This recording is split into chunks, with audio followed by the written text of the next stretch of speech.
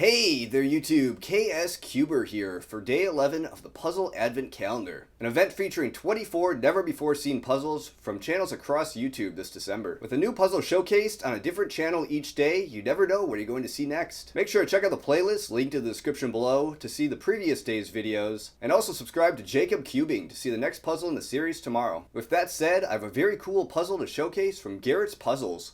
So without further ado, let's check it out.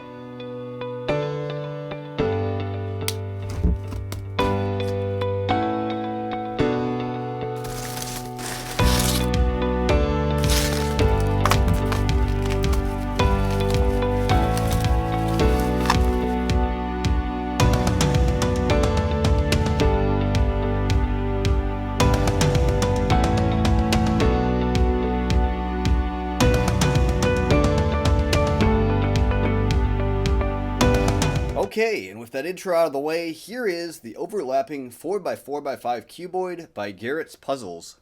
I can see why I named it that. As you can see here, this cube has 4 layers on the top, and then 5 layers up and down, but then the center's there, it has a 3x3 grid. Top looks like a normal 4x4 layout. So actually, I'll be very interested to see how this puzzle turns, because I mean, look at this thing, I don't know. Just looking at it, it's like, well, this cut right here goes in between these two pieces. So without further ado, let's just try it out.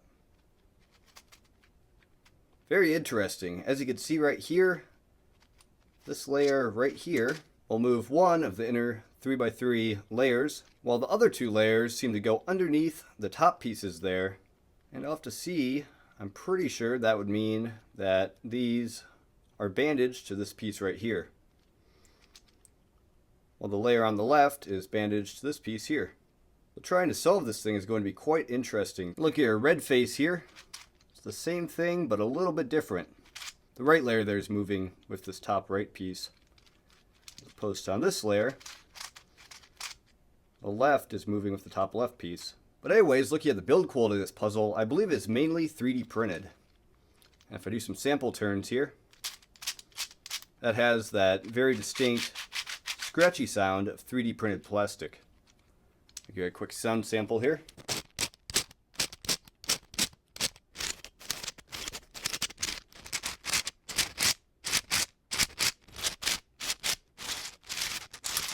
But I have to say, for being 3D printed, this puzzle actually turns very well. It's actually quite smooth. It was mentioning they had to reprint it because it had some catching issues, and I can still feel that just a little bit in some of these layers. But that's to be expected with a very interesting mechanism like this one has. I think it's mostly just these outer layers that have a little bit of alignment and catching issues, but really it doesn't seem like it'll affect the solve at all. This thing overall turns very nice. I'll just do a quick size comparison here with a 56mm cube. As you can see, it's a little bit bigger. On the one side there, it's probably the size of a normal 4x4. On the vertical axis there, as you can see, it's also about proportional. So one thing I'm very curious about is how the scrambling this is going to go, because basically you're going to want to try and break up all these center pieces if possible. Depending on how this mechanism moves, that may be difficult, and I'm assuming there's going to be some bandaging and stuff like that. So I guess let me just try and start scrambling it.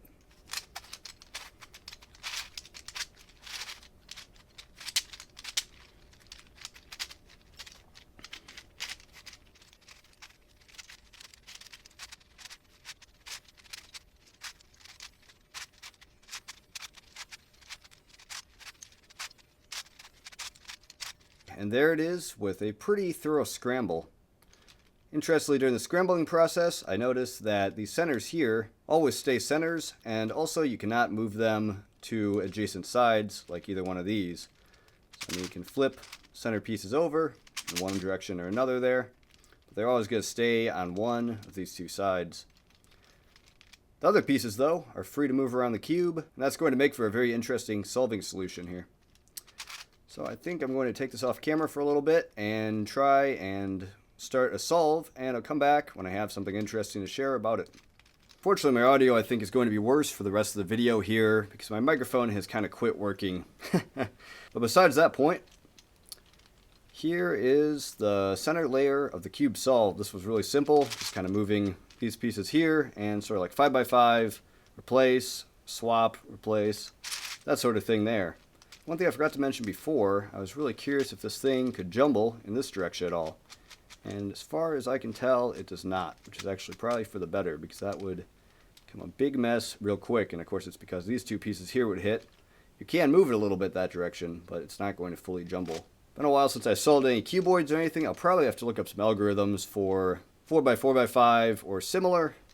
But I guess I'll keep intuitively trying to solve it here for a little bit.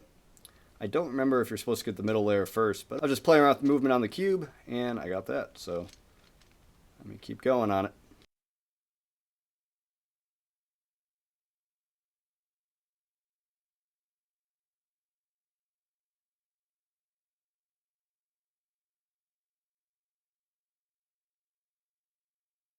Okay, that about wraps up this video for today. Make sure to like, comment, and subscribe below if you enjoyed this video.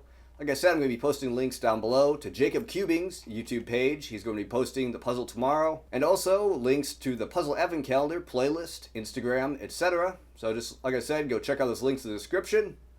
Anyway, thanks again for watching. KS Keeper out. Goodbye.